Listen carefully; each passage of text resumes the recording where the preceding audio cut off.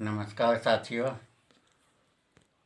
आपने मेरा पिछला वीडियो देखा होगा जिसमें कुछ लोग सवाल कर रहे हैं कि बनारस कैसे जाते हैं।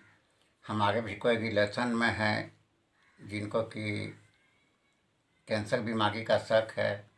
कोई कहते हैं हमारा परिचित में से किन्हीं किन्हीं का है, या फिर कितना खर्चा लगता है। अनेक सवाल लोगों के मन में है, तो मैं भरसक प्रयास करूंगा कि आपका सवाल का जवाब देने के लिए। जब आप बनारस स्टेशन से बाहर निकल जाते हैं तो टेम्पो वाले प्लेटफॉर्म से ही आपको पूछने लगते हैं कि आपको कहाँ जाना है, कहाँ जाइएगा। तो यदि वहाँ आप कहते हैं कि हमें कैंसर हॉस्पिटल जाना है, तो वो आपसे 100 रुपया से 150 रुपया तक लेंगे, वो गाड़ी रिजर्व ले जाएंगे। किंतु आप जब उससे बाहर निकलते हैं तो वहाँ एक आवाज़ चिल्लाता हुआ मिलेगा, लंका लंका, अथवा फिर चिल्लाएगा महामना महामना। तो जो महामना बोलेंगे तो आप उस पर बैठ जाएंगे। किराया पहले पूछ लेंगे तो वहाँ से 30 रुपया किराया है। और जब वहाँ उतार देंगे तो सामने आप देखेंगे तो लिखा हुआ होगा महामना पंडित मदन मोहन मालवीय कैंसर सेंटर वाराणसी। तो वहाँ आप सही जगह पर उतर जाते हैं। उसके बाद सर्वप्रथम नियम है कि आप पेशेंट के साथ एक आदमी को अंदर जाना है। किंतु मैं आपसे निवेदन कर दूं कि जो आपके साथ आदमी होगा वो पढ़ा लिखा होना चाहिए, क्योंकि वो फॉर्म भर दे, दवाई ले आवे और थोड़ा तेज तगार तरह का हो। क्योंकि वहाँ का एक एटीएम चलता है जो हॉस्पिटल तक ही सीमित होता है। वहाँ आपको पैसे जमा करने पड़ेंगे और उसके मुताबिक ही आपका पैसा जो है वो अंदर में दवा लाने के लिए, अन्य कार्य के लिए लगेंगे। इसके लिए यदि पढ़ा लिखा थोड़ा तेज तगार व्यक्ति को चाहिए। मैं यही सिर्फ निवेदन करना चाहूँगा। तो जब सर्वप्रथम आप गेट में घुसेंगे तो कतार देखेंगे, लाइन लगा हुआ, आप भी खड़े हो जाएंगे। फिर वहाँ पर आपको पूछा जाएगा पेशेंट का नाम, और साथ साथ दोनों व्यक्ति को आधार कार्ड लेना बहुत ज़रूरी है, जो साथ में है और पेशेंट का भी। उसके बाद आप अंदर चले जाते हैं तो आपको 4-5 टेबल पर जाना पड़ेगा, फॉर्म मिलेगा, उसे भरना पड़ेगा। उसके बाद आपके नाम से ये एक फॉर्म बन जाएगा। जैसे ये फॉर्म हमारे हाथ में देख रहे हैं, जो मैं बताया वही लिखा हुआ है, महानमा पंडित मदन मोहन मालवीय कैंसर सेंटर वाराणसी। और यहाँ पर फिर मेरा नाम लिखा हुआ है, यहाँ आपका नाम लिखा हुआ हो जाएगा।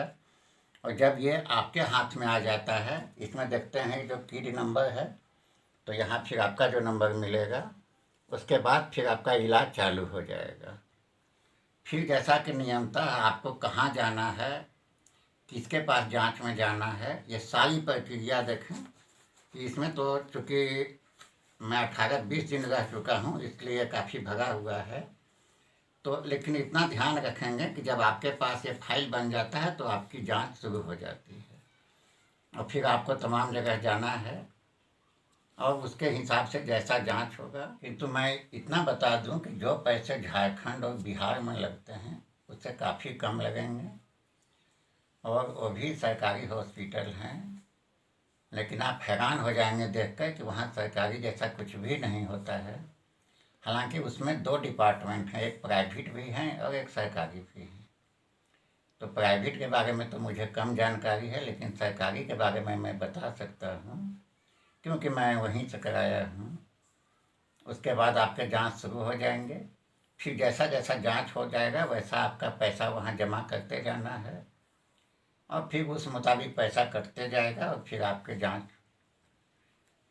प्रारंभ हो जाएंगे। बिल्कुल नई मशीनें, नई तकनीक, और फिर आप सही जांच के बाद तब आपकी इलाज शुरू होगा।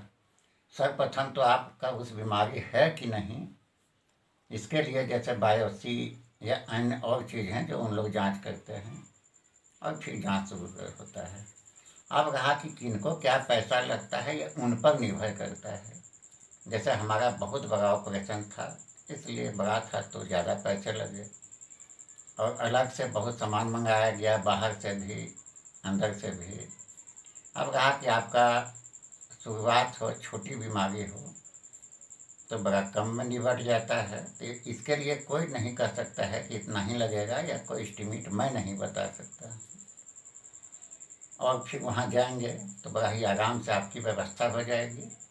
और जब आपका ऑपरेशन हो जाता है तब वहाँ 2 व्यक्ति का इलाज होता है, जिसमें कि एक व्यक्ति भाग दौड़ अपना दवा लाना, इधर जाना, उसकी व्यवस्था करना, एक व्यक्ति है तो पेशेंट के साथ रहेगा। फिर जब आप वहाँ पर चले जाएंगे तो यहाँ का पहुँचने का, वहाँ का जो विभिन्न व्यवस्थाएं हैं, ये हमने आपको संक्षेप में बताया। आज मैं यहीं पर अपनी बात को यहीं समाप्त करता हूँ, और फिर आगे जैसा ज़रूरत पड़ेगा फिर आपको अगला वीडियो में कुछ देखेंगे। इसी के साथ मैं अपनी वाणी को समाप्त करता हूँ। आप सबों को मेरा नमस्कार।